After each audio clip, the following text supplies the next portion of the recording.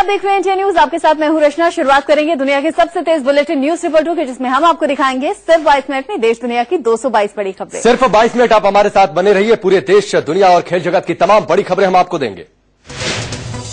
दिल्ली के दिल Connaught place में 8 करोड़ की चोरी की एक सनसनीखेज वारदात सामने आई है। खबर है कि महंगी घड़ियों के शोरूम से रोलेक्स की करीब 80 घड़ियां चोरी हो गई। हर घड़ी की कीमत 8 से 10 लाख बताई जा रही है। पुलिस की माने तो शोरूम के शटर के साथ कोई छेड़छाड़ नहीं की गई है और वारदात के वक्त गार्ड बाहर सोया हुआ था। चोरी की वारदात इंडिया हाउस में मौजूद शोरूम में हुई। पुलिस के मुताबिक शोरूम में सीसीटीवी कैमरा नहीं था। शोरूम में सोने के गहने भी थे, मगर गहनों को हाथ भी नहीं लगाया गया। गायब हुई सारी घड़ियों का बीमा कराया गया है।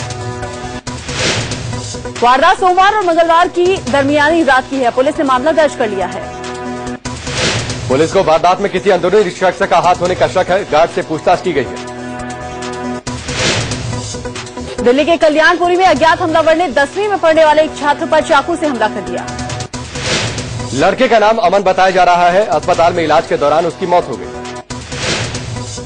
वारदात देर रात उस वक्त हुई जब अमन बाइक से कल्याणपुरी मार्केट जा रहा था। तभी एक लड़के ने बाइक रोककर पेट में चाकू से 4 वार कर दिए। दिल्ली के गाजीपुर इलाके में किन्नर को कुछ बदमाशों ने गोली मार दी, फिर उसे ईडीएम मॉल के पास झाड़ियों में फेंक दिया। गंभीर हालत में उसका अस्पताल में इलाज जारी है। पीड़ित किन्नर के मुताबिक ईडीएम मॉल से वो मूवी देखकर निकल रही थी, तभी कार सवार बदमाशों ने उसे अगवा कर लिया। पीड़ित को कई बार जान से मारने की धमकी मिल चुकी है। हमले के पीछे रंजिश की आशंका है। ग्रेटर नोएडा में बाइक सवार बदमाशों ने नेवी से रिटायर्ड कर्नल पर कई गोलियां चला दी। अल्फा कमर्शियल बेल्ट में ये वारदात हुई। पीड़ित यहां एक कोचिंग संस्थान चलाते हैं। यूपी के बहराइच में पारिवारिक विवाद ने हिंसक रूप ले लिया। पति पत्नी ने एक दूसरे पर धारदार हथियार से हमला कर दिया। यूपी के फतेहपुर में एक पिता पर अपने 3 बच्चों की हत्या का आरोप लगा है। पत्नी की मौत के बाद आरोपी दूसरी शादी करना चाहता था। घरवाले उसे समझाते थे कि वो 3 बच्चों का बाप है और ऐसा ना करे। 3 मासूम बच्चों की मौत की सच्चाई जानने के लिए पुलिस पोस्टमार्टम रिपोर्ट का इंतजार कर रही है। यूपी के लखीमपुर खीरी में मकान गिरने से हुए हादसे में 2 लोगों की जान चली गई। मलबे में 20 से ज्यादा लोगों के फंसे होने की आशंका है। मलबे को हटाने के लिए 5 जेसीबी मशीनों को लगाया गया है। जैक लगाकर मकान को ऊंचा किया जा रहा था। इसी दौरान मकान ताश के पत्तों की तरह ढह गया। लखनऊ के महानगर इलाके में एक विवाहिता का शव फंदे से लटकता मिला। विवाहिता की बेटी ने पिता पर हत्या का आरोप लगाया है। पुलिस पोस्टमार्टम रिपोर्ट का इंतजार कर रही है। गाजियाबाद की पूरी क्राइम ब्रांच टीम को एसएसपी ने लाइन हाजिर किया है। टीम में 8 इंस्पेक्टर सहित 55 पुलिस वाले शामिल हैं। काम में लापरवाही बरतने और रिश्वत लेने के आरोप में इन्हें लाइन हाजिर किया गया है। वहीं एक मृतक की गाड़ी से लाखों का कैश गायब करने के आरोप में 2 अन्य पुलिसकर्मियों के खिलाफ मुकदमा भी दर्ज किया गया। आजमगढ़ में एक जज पर छेड़खानी का आरोप लगा है। आरोप है कि कोर्ट के कमरे में बयान दर्ज कराने के दौरान आरोपी जज ने महिला के साथ छेड़खानी की। पीड़ित महिला आरोपी जज के खिलाफ कार्रवाई की मांग कर रही है। यूपी के इटावा में छेड़खानी का विरोध करने पर नाबालिग लड़की को जिंदा जला दिया। लड़की की हालत गंभीर है। पुलिस आरोपी की तलाश कर रही है। यूपी के गाजीपुर में डाक विभाग के उप डाकपाल पर यौन शोषण का आरोप लगा है। डाक विभाग में ही डाटा एंट्री ऑपरेटर का काम करने वाली लड़की ने उस पर यह आरोप लगाया। आरोप है कि नौकरी पक्की करने का झांसा देकर उप डाकपाल ने 2 साल तक उसका यौन शोषण किया। पीड़ित लड़की की शिकायत पर पुलिस ने आरोपी को गिरफ्तार कर लिया है। कानपुर के कल्याणपुर थाना क्षेत्र में पॉलिटेक्निक के एक छात्र ने फांसी लगाकर खुदकुशी कर ली। घर वालों का आरोप है कि रैगिंग की वजह से छात्र ने खुदकुशी की। इलाहाबाद में खेत में काम करने से मना करने पर एक दबंग ने महिला की 4 महीने की बच्ची को नहर में फेंक दिया। पुलिस ने मामला दर्ज कर लिया है। आरोपी पुलिस की गिरफ्त में है। चंडीगढ़ से सटे पंचकूला में बीती रात अज्ञात हमलावरों ने आईएनएलडी की महिला नेता को गोली मार दी। महिला नेता ने बीजेपी पार्षद के भाई पर हमले का आरोप लगाया है। छेड़छाड़ और किडनैपिंग के आरोप झेल रहे पंजाब पुलिस के आईजी गौतम चीमा की पत्नी ने आरोपों को साजिश कहा। सुखमणी चीमा ने आरोप लगाया कि गौतम को फंसाने के पीछे कुछ आईपीएस अधिकारी लगे हुए हैं। सुखमणी ने एफआईआर में दर्ज तथ्यों को गलत बताया और इसके समर्थन में एक सीसीटीवी फुटेज भी जारी किया। पंजाब पुलिस के आईजी गौतम चीमा के खिलाफ एक महिला से छेड़छाड़ और भगोड़े अपराधी का अपहरण का आरोप है। चंडीगढ़ में सीबीआई की एंटी करप्शन यूनिट ने 2 पुलिस वालों को 10,000 रुपए की रिश्वत फुटेज भी जारी किया। पंजाब पुलिस के आईजी गौतम चीमा के खिलाफ एक महिला से छेड़छाड़ और भगोड़े अपराधी का अपहरण का आरोप है। चंडीगढ़ में सीबीआई की एंटी करप्शन यूनिट ने 2 पुलिस वालों को 10,000 रुपए की रिश्वत लेते हुए रंगे हाथों पकड़ा। दरअसल आरोपी पुलिस वाले पार्किंग ठेकेदार से रिश्वत मांग रहे थे। सीबीआई ने ठेकेदार की शिकायत पर पूरा जाल बिछाया। निठारी कांड के मुख्य आरोपी सुरेंद्र कोहली की मौत की तारीख तय हो गई है। सुरेंद्र को 10 सितंबर को फांसी दी जाएगी। सूत्रों की माने तो गाजियाबाद की विशेष सीबीआई अदालत ने डासना जेल के अधीक्षक को डेथ वारंट भेज दिया है। सुरेंद्र कोहली को मेरठ में फांसी दी जाएगी क्योंकि गाजियाबाद में फांसी देने का इंतजाम नहीं है। कोहली को 5 मामलों में फांसी की सजा मिली है। हालांकि मौजूदा वारंट 14 साल के रिम्पा हल्दर की हत्या के मामले में मिला है। सीबीआई की विशेष अदालत ने कोहली को फांसी की सजा सुनाई, जिसे हाई कोर्ट और सुप्रीम कोर्ट ने बरकरार रखा। दिसंबर 2006 में निठारी कंकाल कांड का खुलासा हुआ था। नोएडा के सेक्टर 31 की D5 कोठी के पीछे नर कंकाल बरामद हुए थे। दिल्ली से सटे ग्रेटर नोएडा में ट्रेन की चपेट में आने से 3 लोगों की मौत हो गई। पहला हादसा उस वक्त हुआ जब बंद फाटक पार करने की कोशिश में बाइक सवार 2 युवक झारखंड एक्सप्रेस की चपेट में आ गए। दूसरे हादसे में एक शख्स पटरी पार करने की कोशिश कर रहा था, तभी वो राजधानी की चपेट में आ गया। यूपी के अमरोहा में NH24 पर बने टोल प्लाजा पर लगे सीसीटीवी में एक दिल दहला देने वाली तस्वीर कैद हुई। जहां टोल से गुजरी एक कार के पहिए में एक युवक की लाश फंसी हुई दिखाई दे रही है। हैरानी की बात यह है कि कार ड्राइवर ने टोल नाके पर बाकायदा टोल टैक्स दिया और आराम से चला भी गया। पुलिस के हाथ जब ये सीसीटीवी फुटेज लगा तब उसे अमरोहा के रजबपुर इलाके में एक युवक की लाश मिली। ये जगह टोल नाके से थोड़ी ही दूर है। पुलिस कार में सवार लोगों के बारे में तफ्तीश कर रही है। पुलिस जांच कर रही है कि यह सड़क हादसे का नतीजा है या फिर युवक की हत्या की गई। मध्य प्रदेश के झाबुआ में नदी में एक जीप नदी में गिर गई, जिससे चलते 2 लोगों की मौत हो गई।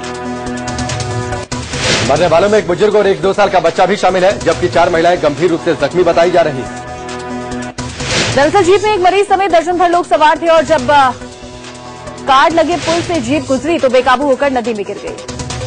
नेशनल कॉन्फ्रेंस के नेता नसीर असलम वानी ने अपनी ही पार्टी के कार्यकर्ता को लात मारने को लेकर विवादों में फंस गए। गांधरबल में पार्टी के कार्यक्रम के दौरान नसीर अपने गुस्से पर काबू नहीं रख पाए और पार्टी कार्यकर्ता को कई बार लात से मारा। नेताजी की यह सारी करतूत कैमरे में कैद हो गई। वीडियो में साफ दिख रहा है कि वो किस तरह से कार्यकर्ता को लात मार रहे हैं। कार्यकर्ता को उसकी गलती सिर्फ इतनी थी कि वो पार्टी के ही दूसरे नेता के समर्थन में नारेबाजी कर रहा था, जिससे नेताजी आग बबूला हो गए। मध्य प्रदेश के छतरपुर में एक शख्स की पिटाई की लाइव तस्वीरें सामने आई हैं। शहर की शांतिनगर कॉलोनी में 2 लोगों ने इस शख्स को पकड़कर लात, घूंसों और चप्पलों से बुरी तरह से पीटा। बताया जा रहा है कि यह शख्स आए दिन एक लड़की के साथ छेड़खानी करता था। उसने घर वालों से इसकी शिकायत कर दी। मनचले को पकड़ने के लिए लड़की के घर वाले उसके साथ घर से निकले और जैसे ही इसने लड़की को छेड़ा, इसकी शामत आ गई। झारखंड के जमशेदपुर में एक महिला ने शादीशुदा मजनू की थाने के अंदर चप्पलों से पिटाई कर दी। थाने के अंदर हंगामा बढ़ते देख पुलिस वालों ने बीच बचाव कर मामला शांत करवाया।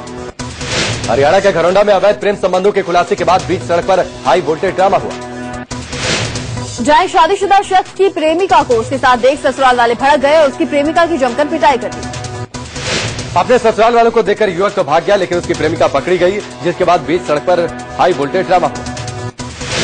आज सुबह सुबह दिल्ली के कई इलाकों में तेज बारिश से मौसम खुशगवार हो गया।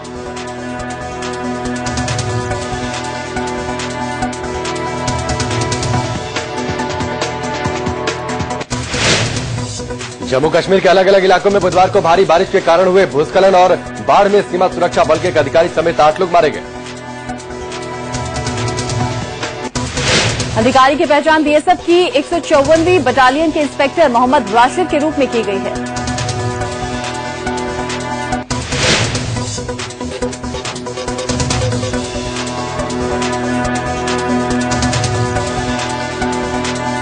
प्रशासन ने बाढ़ की चेतावनी जारी कर दी है और लोगों को नदियों के तटों की ओर आने से मना कर दिया। प्रशासन ने जम्मू क्षेत्र के सभी जिलों में आपदा प्रबंधन और बचाव दल की 1 दर्जन से ज्यादा टीमों को लगा रखा है।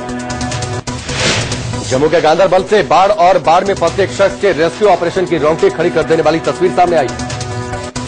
जहां मूसलाधार बारिश के बाद सिंधु नदी में अचानक आए तूफान के चलते उफान आया और बहाव के बीच में शख्स फंस गया। युवक के टीले पर फंसे होने की खबर पाकर मौके पर पहुंची रेस्क्यू टीम ने युवक तक रस्सी और लाइफ जैकेट पहुंचाई। रस्सी का दूसरा सिरा किनारे से बंधा गया और लाइफ जैकेट के शख्स के उसके सहारे ही ये शख्स किनारे तक पहुंच पाया। जम्मू कश्मीर के कुलगाम में भारी बारिश के चलते नदियां उफान पर हैं। अचानक आई बाढ़ के चलते 9 लोग बाढ़ के पानी के बीच फंस गए। सेना ने रेस्क्यू ऑपरेशन चलाकर 6 लोगों को निकाल लिया, बाकी 3 की तलाश जारी है। राजौरी के धरहाली नदी में अचानक आए उफान के चलते 2 लोग नदी के बीचों बीच फंस गए। दोनों लोग नदी के तेज बहाव के बीच काफी देर तक फंसे रहे। घंटों की मशक्कत के बाद सेना ने इन दोनों को बाहर निकाला। सेना के जवानों ने करीब 5 घंटे के रेस्क्यू ऑपरेशन के बाद दोनों लोगों को सुरक्षित बाहर निकाल लिया। जम्मू कश्मीर के पुंछ में बाढ़ ने भारी तबाही मचाई है। बाढ़ से एक शख्स की मौत भी हो गई, जबकि कई इमारतों और गाड़ियों को बाढ़ ने अपनी चपेट में ले लिया। सेना ने बाढ़ में फंसे लोगों का रेस्क्यू शुरू किया। सैकड़ों लोग अपना घर छोड़ने को मजबूर हैं। पंजाब के पठानकोट में तेज बारिश और बाढ़ के चलते आधा दर्जन से ज्यादा गांवों में जिंदगी बेहाल हो चुकी है। उर्जी नदी का पानी बमरिया के गांव में घुस गया और फसलों के साथ साथ पशुओं का चारा भी बर्बाद कर दिया। गुजरात के पाटन जिले में हुई भारी बारिश के चलते लोगों की परेशानियां बढ़ गई हैं। यहां कई नदियां उफान पर हैं। पाटन जिले के बिहोना इलाके में नदी का पानी सड़क से होकर बह रहा है, जिससे बिहोना सिद्धपुर मार्ग बंद हो गया है। असम में भारी बारिश और बाढ़ से बुरा हाल है। धुबरी जिले के कई इलाकों में पानी घुस गया। बारिश और बाढ़ से लोगों का जीना मुहाल हो गया है। नदियों में उफान के चलते तटीय इलाके सबसे ज्यादा प्रभावित हैं। ब्रह्मपुत्र और इसकी सहायक नदियों में आई उफान के चलते असम के 15 जिले बाढ़ की चपेट में हैं। असम के गोलाघाट में भी बाढ़ ने भारी तबाही मचाई है। यहाँ के कई इलाकों में बाढ़ के चलते झोपड़ियां और कच्चे मकान तबाह हो गए हैं। असम का मोरीगांव जिला भी बाढ़ की चपेट में है। नदियों में उफान के चलते तटीय इलाकों में रहने वाले लोग घर बार छोड़ चुके हैं। लोग सड़क किनारे ठिकाना बनाकर जैसे तैसे रह रहे हैं। हालत यह है कि नदी के तटबंध में भी दरारें आने लगी हैं। असम के सोनितपुर जिले में भी बाढ़ ने भारी तबाही मचाई है। मध्य प्रदेश के मंदसौर में पशुपतिनाथ मंदिर में भी बाढ़ का असर दिखा है। शिवना नदी में जलस्तर बढ़ने पर पानी मंदिर के गर्भगृह तक पहुंच गया। ऑस्ट्रेलिया के प्रधानमंत्री टोनी अबॉट 3 दिवसीय दौरे पर भारत पहुंच गए हैं। भारत रवानगी से पहले ऑस्ट्रेलियाई प्रधानमंत्री ने कहा था कि उनकी योजना भारत के साथ एक परमाणु समझौते पर हस्ताक्षर करने की। साथ ही टोनी अबॉट ने कहा कि परमाणु समझौते के बाद ऑस्ट्रेलिया भारत को यूरेनियम बेच सकेगा।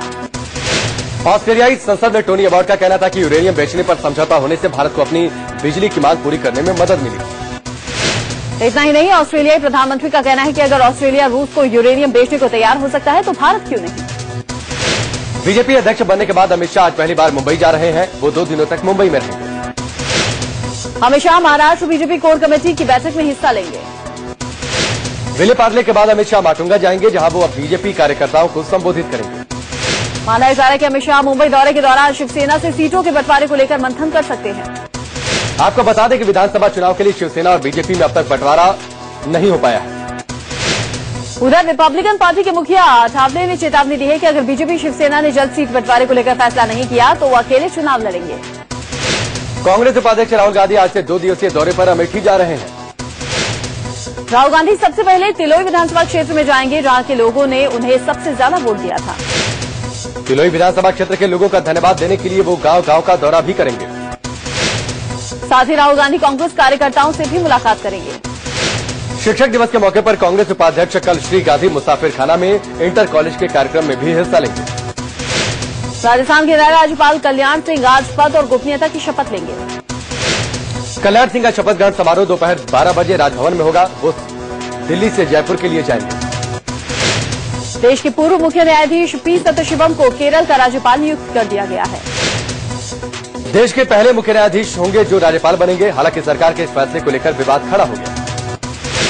केरल हाईकोर्ट बार एसोसिएशन के 117 सदस्यों ने राष्ट्रपति को प्रस्ताव भेजकर जस्टिस सत्यशिवम की नियुक्ति को खारिज करने का अनुरोध किया है। आंध्र प्रदेश के मुख्यमंत्री चंद्रबाबू नायडू आज विजयवाड़ा को प्रदेश की नई राजधानी बनाने की घोषणा कर सकते हैं। सरकार ने 190 किलोमीटर के दायरे में फैले विजयवाड़ा को राजधानी बनाने पर सुझाव भी मांगे हैं। सीबीआई डायरेक्टर रंजीत सिन्हा की मुश्किलें बढ़ सकती हैं। सुप्रीम कोर्ट आज रंजीत सिन्हा के मुलाकातियों के रजिस्टर को देखेगी। सुप्रीम कोर्ट के निर्देश पर प्रशांत भूषण ने रंजीत सिन्हा के आवास पर मुलाकातियों के सबूत वाले रजिस्टर की कॉपी सीबीआई को सौंप दी है। रजिस्टर्ड डायरी से यह खुलासा हुआ है कि रंजीत सिन्हा ने 15 महीने के कार्यकाल में 50 ऐसे लोगों से मुलाकात की जिनके खिलाफ अदालत में मामले चल रहे हैं। सिन्हा से मिलने वालों में 2G मामलों के आरोपियों के अलावा अनिल अंबानी और मांस व्यापारी मोइन कुरैशी शामिल हैं। पाकिस्तानी क्रिकेटर अहमद शहजाद पर धर्म परिवर्तन को लेकर टिप्पणी करने का आरोप लगा। खबरों के मुताबिक शहजाद ने श्रीलंकाई बल्लेबाज तिलक रत्ने दिलशान पर धर्म को लेकर कुछ टिप्पणी की है।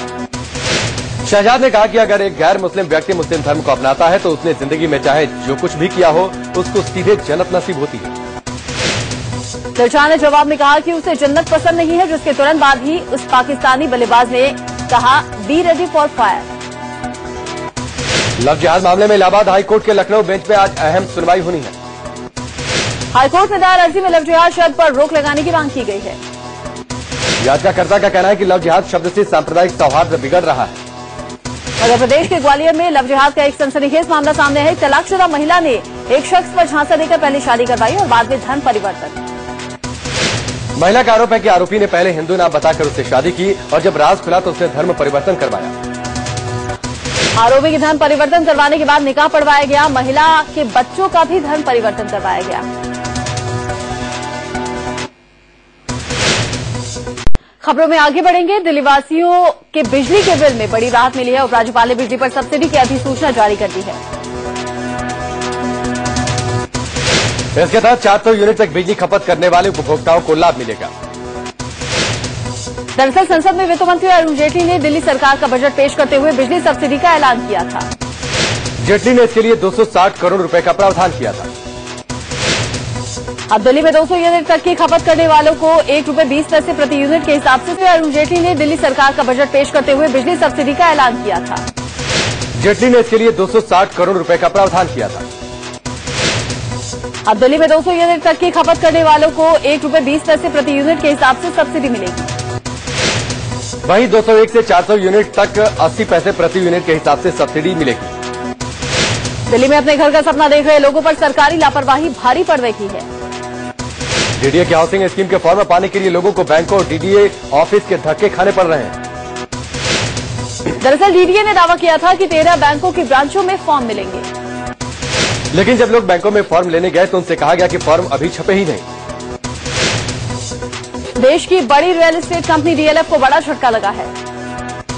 पंजाब हरियाणा हाईकोर्ट ने गुड़गांव में डीएलएफ को मिली 353 एकड़ जमीन के आवंटन को रद्द कर दिया। गंगा सफाई को लेकर केंद्र सरकार के हलफनामे पर सुप्रीम कोर्ट ने नाराजगी जताई है। कोर्ट ने तर्क टिप्पणी करते हुए कहा कि जिस आधार पर सरकार ने गंगा की सफाई का खाका पेश किया उसमें तो 200 साल लग जाएंगे।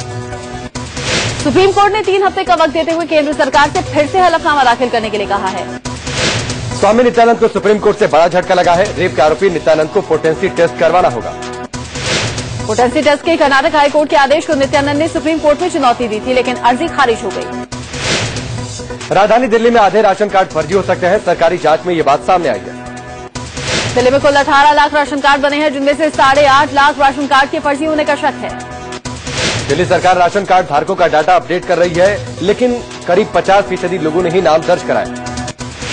करीब 8 लाख राशन धारक बार बार सूचना देने के बाद भी नाम दर्ज नहीं करा रहे, जिससे उनके फर्जी होने का शक है।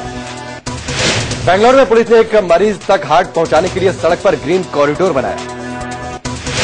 दरअसल बेंगलुरु से एक मृत महिला का हार्ट चेन्नई के मरीज तक पहुंचना था, लिहाजा हार्ट को बेहद कम वक्त में एयरपोर्ट पहुंचाना था। बेंगलुरु पुलिस ने एम्बुलेंस के लिए खास इंतजाम किया, जिसके चलते 42 किलोमीटर की दूरी महज 40 मिनट में तय की गई। डॉक्टरों ने इसके लिए पुलिस की मदद मांगी थी। वक्त रहते हार्ट का इंतजाम होने की वजह से मरीज का ऑपरेशन सफल रहा। झारखंड के जमशेदपुर में एक चलती कार में आग लगने से अफरा तफरी मच गई। कार में ड्राइवर समेत 4 लोग सवार थे। गनीमत रही कि आग फैलने से पहले ही चारों वक्त रहते बाहर निकल गए। कार में आग लगने की यह घटना परसों डे इलाके में लोको मोड़ के पास हुई। यूपी के कानपुर में एक ग्लाइडर हादसे का शिकार हो गया। ग्लाइडर उड़ा रही महिला हादसे के बाद बुरी तरह घायल हो गई। ग्लाइडर हादसे के वक्त बाबूपुरवा इलाके की लोको कॉलोनी के ऊपर उड़ान भर रहा था। अचानक ग्लाइडर हवा में गोते खाने लगा। उसमें सवार महिला पायलट ने ग्लाइडर संभालने की कोशिश की, लेकिन वह घर की छत पर जा गिरा। मध्य प्रदेश में साइकिल योजना में भारी लापरवाही का मामला सामने आया है। कैग की रिपोर्ट के मुताबिक 2004 में साइकिल खरीदने के लिए छात्रों के अभिभावकों के खाते में पैसे तो डाले गए, लेकिन साइकिल खरीदी भी गई या नहीं इसकी पुष्टि नहीं की गई। यूपी के मेरठ कैंट में आतंकवादी हमले की धमकी दी गई है। धमकी भरा पत्र मेरठ कमिश्नर को भेजा गया है। मेरठ में हाल ही में आईएसआई एजेंट आसिफ अली की गिरफ्तारी के मद्देनजर पुलिस इस धमकी को गंभीरता से ले रही है। यूपी के कुशीनगर में अवैध रूप से बालू खनन का काम जोर शोर से चल रहा है। रात के अंधेरे में इस काम को अंजाम दिया जाता है। पश्चिम बंगाल के उत्तरी 24 परगना में भारी मात्रा में सोना बरामद किया गया है। 13 किलो सोने की यह खेप भारत बांग्लादेश सरहद से बरामद की गई। गुजरात की सूरत में छठी क्लास में पढ़ने वाले एक बच्चे ने अपने घर पर फांसी लगाकर जान दे दी। मामला उधना इलाके का है। 12 साल की उम्र ने स्कूल से लौटने के बाद यह कदम उठाया। परिवार को शक है कि बच्चे ने भगत सिंह की फांसी की नकल के चलते एक कदम उठाया है। बिहार के हाजीपुर अस्पताल में नवजात की मौत के बाद लोगों ने जमकर हंगामा किया। गुस्साए लोगों ने अस्पताल में तोड़फोड़ की और कर्मचारियों से मारपीट भी की। पीड़ित परिवार का आरोप है कि अस्पताल के डॉक्टरों की लापरवाही के चलते बच्चे की जान गई। महाराष्ट्र के नागपुर में 8 साल के मासूम की हत्या विरोध में कैंडल मार्च निकाला गया। लोगों की मांग है कि तीसरी कक्षा में पढ़ने वाले मासूम के हत्यारों को फांसी की सजा दी जाए। नामी डॉक्टर के बेटे युग चांडक को बदमाशों ने पहले अगवा किया और फिर फिरौती न मिलने की वजह से हत्या कर दी।